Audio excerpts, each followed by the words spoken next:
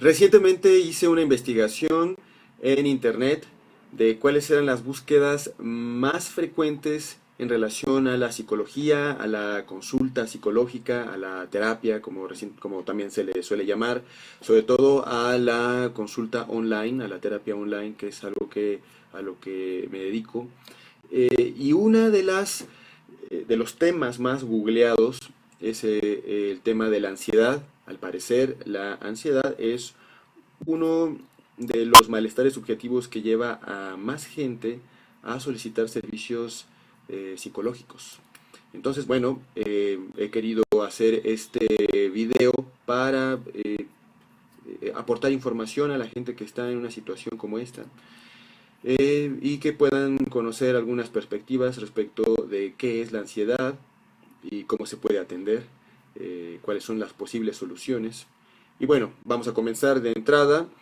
La ansiedad es un tema complejo, ya que los psicólogos, psicoanalistas, especialistas en este tema, no han tenido digamos, un consenso claro respecto de la definición de ansiedad, y suele también eh, vincularse o confundirse con la angustia.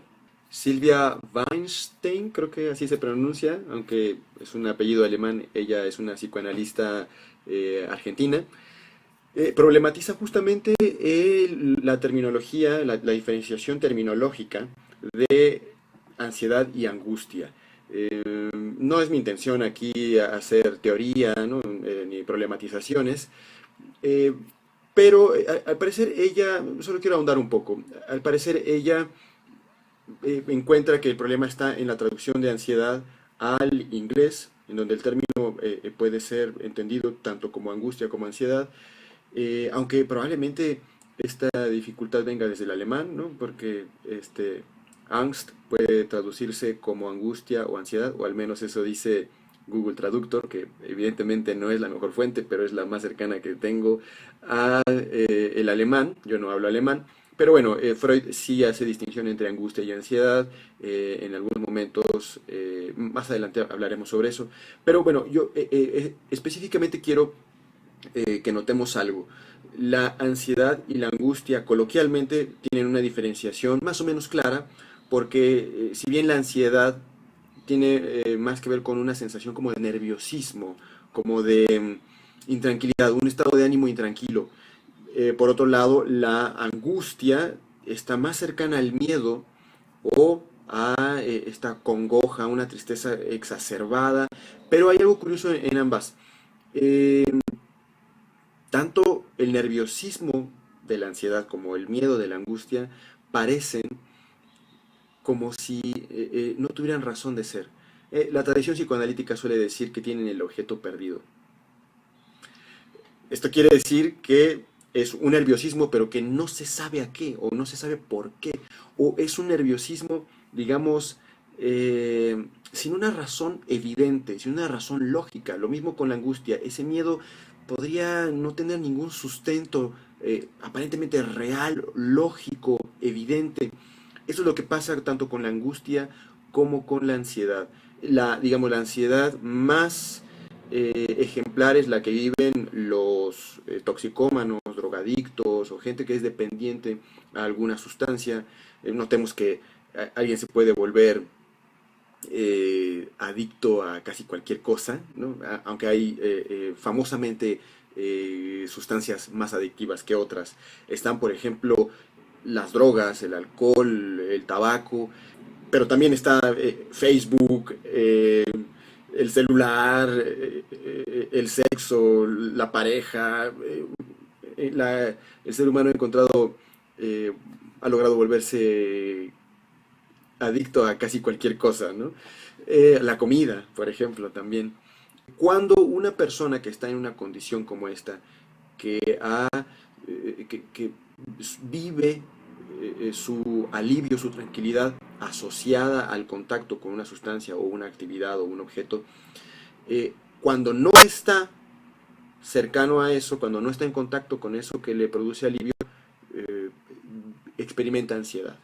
Esa es como la ansiedad más común. Aunque curiosamente Hay sustancias que producen ansiedad, lo cual es curioso, ¿no? El café, por ejemplo, la cocaína, al parecer también las anfetaminas, producen ansiedad, ¿no? Lo cual es curioso porque producen ansiedad cuando las consume, pero también es una ansiedad, al parecer, diferente cuando no está en contacto con ella. Sin embargo, algo curioso es que las personas que experimentan ataques de pánico, se dice de ellas que tienen un problema de ansiedad. Cosa curiosa porque justamente lo que suelen sentir las personas que tienen ataques de pánico es un miedo exacerbado, un miedo incontrolable, pero sobre todo un miedo ilógico o un miedo que no tiene razón de ser. Miedo a volverse locos, miedo a morir, miedo a una catástrofe, miedo al fin del mundo, a cosas que ellos mismos se dan cuenta que no tiene sentido tener tal nivel de temor o que le pase, por ejemplo, algo terrible a un familiar, a un ser querido. eh, y se dan cuenta que están siendo exagerados o que quizá no habría tal razón o que a lo mejor habría razón, pero que, eh, digamos, que no es del todo lógica, que es exagerada sobre todo su reacción. Ellos pueden aceptar esto conscientemente, pero esto no suele ser una ayuda para disminuir los ataques de pánico o la sensación. Frecuentemente, si alguien trata de racionalizar la situación con ellos, ellos van a poder sí aceptar que es una reacción exagerada, pero no, esto no va a generar algo, un alivio. Pasa lo mismo con las personas que tienen fobias. Ellos saben que su reacción es exagerada a ese objeto que les produce pavor y sin embargo esto no reduce el miedo, ¿no? Estas frases típicas de, seguro te teme más a ti que tú a él, o ni es tan grave, no te va a pasar nada, estas cosas no disminuyen la ansiedad, la angustia vinculada a la fobia. Es decir, esto no es una solución, porque por lo general la cuestión está arraigada en cuestiones inconscientes, es decir, que se experimentan como involuntarias y que se experimentan como irracionales y sobre todo que están fuera de la voluntad, es decir, no son volitivas, se les suele decir. Hablando de soluciones, se han intentado muchas soluciones, muchos métodos para remediar, aliviar los síntomas de angustia y de ansiedad en las personas. El método más famoso, más popular, que tiene más apoyo, digamos, científico, es, o más, digamos, apoyo oficial, es el método psiquiátrico que trabaja con el modelo médico.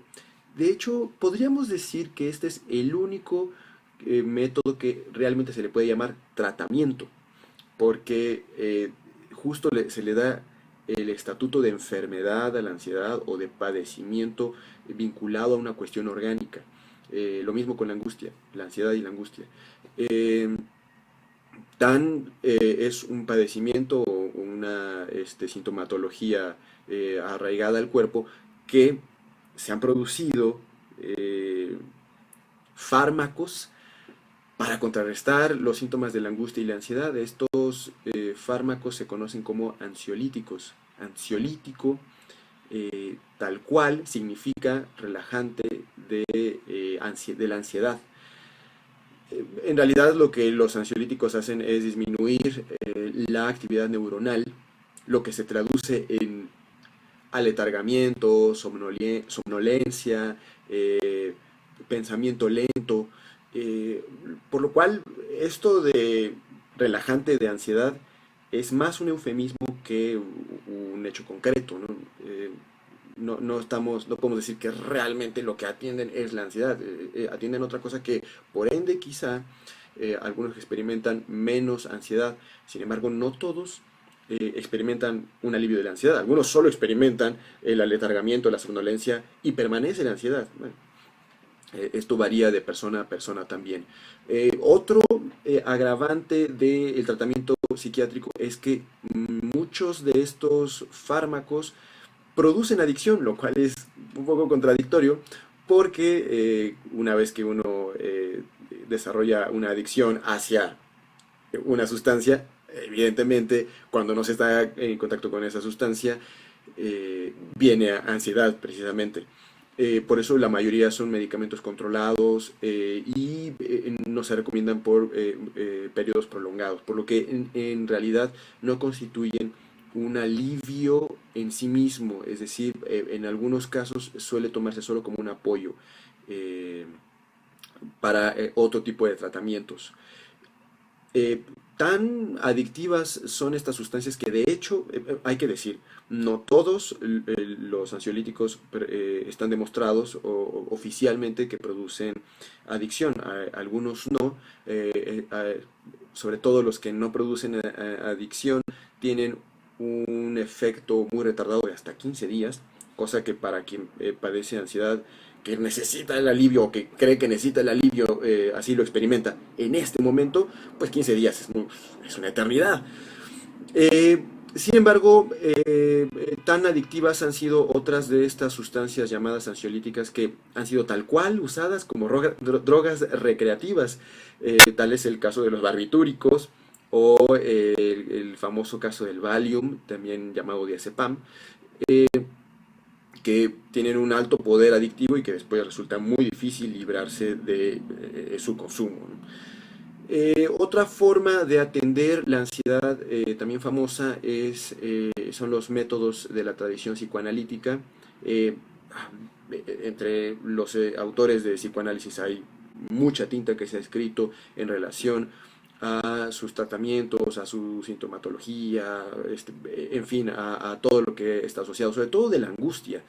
Eh, Freud, aunque sí distinguía la angustia de la ansiedad, al parecer en Melanie Klein no está muy clara la diferencia, o Melanie Klein, perdón. Pero en general me parece que hay una asociación con el evento, digamos, traumático que implica el nacimiento y después este evento traumático se asocia a otras dinámicas de la vida actual porque se depositan esa misma, digamos, asociación de este evento traumático a otros objetos amorosos.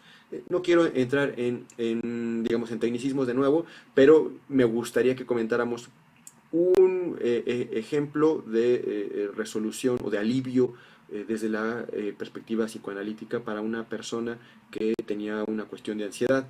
Este, digamos, se le suele llamar casos, aunque no somos casos.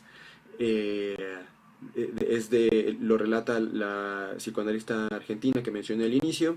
Ella cuenta que una de sus pacientes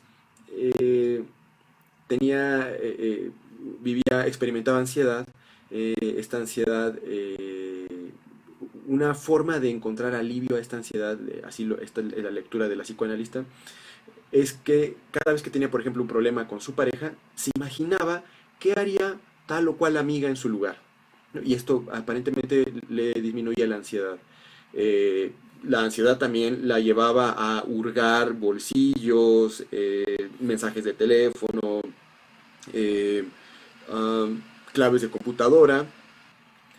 Era 2003, así que probablemente no había muchas redes sociales como ahora. Eh, y bueno, en una ocasión, cosa bastante curiosa, chateando con su novio, ella se hace pasar por otra persona, por otra mujer.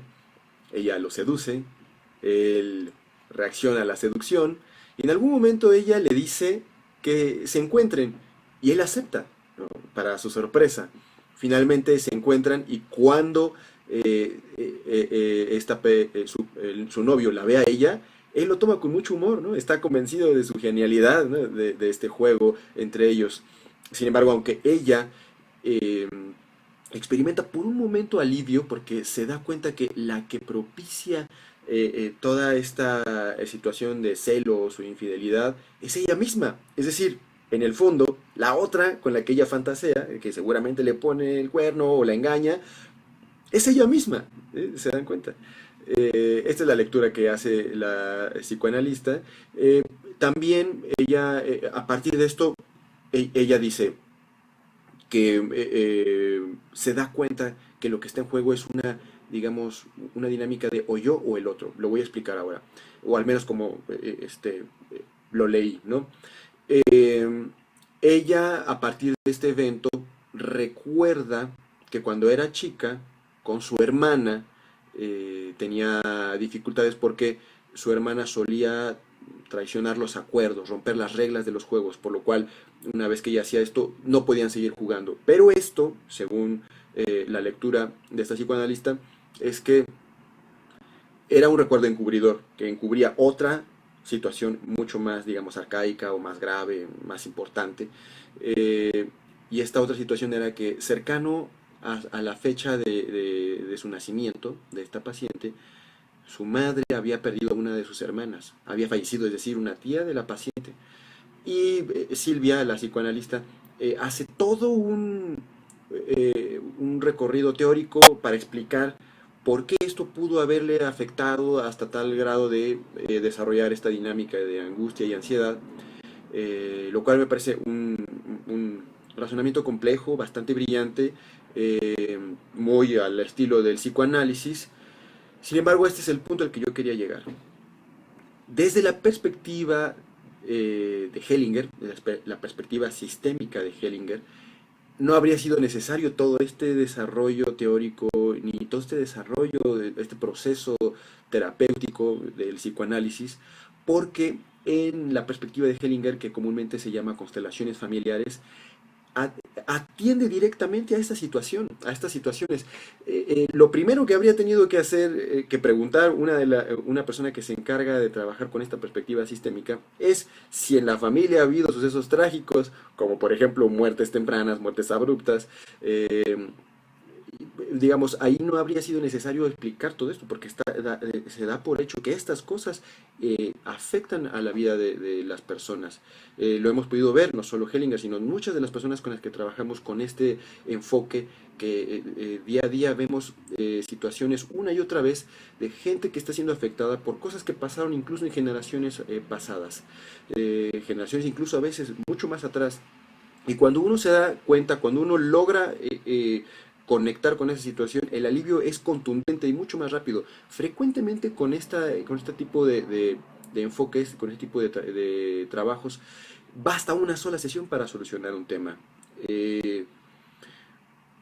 Yo trabajo con esta perspectiva y les voy a dejar a las personas que estén interesadas en consultarme, ya sea presencialmente u vía online, en la caja de comentarios, o si lo ven en alguna red social, pues en alguna parte va a estar mi contacto para que ustedes puedan consultarme y podamos agendar, digamos, si alguno de ustedes que está viendo este video está en una situación como esta, podríamos atender esto y insisto, frecuentemente basta una sola sesión para aliviarse de esto. Sostener este tipo de síntomas o de malestares subjetivos resultan a la larga mucho más caros porque requieren mucha inversión de tiempo, de energía, de esfuerzo y a veces también de dinero, cuando uno puede solucionar esto de una vez por todas y ya. Bueno, yo quería hacer este video para que conocieran algunas perspectivas y ahondar un poco sobre este tema. También para comentarles que estoy para servirles si es que eso es lo que necesitan, si es que lo requieren. También, si alguno está interesado, tiene alguna duda, puede hacer en la caja de comentarios sus preguntas, sus inquietudes, y podemos comentarlos. Bueno, ya nos veremos en una siguiente emisión. Nos vemos hasta la próxima.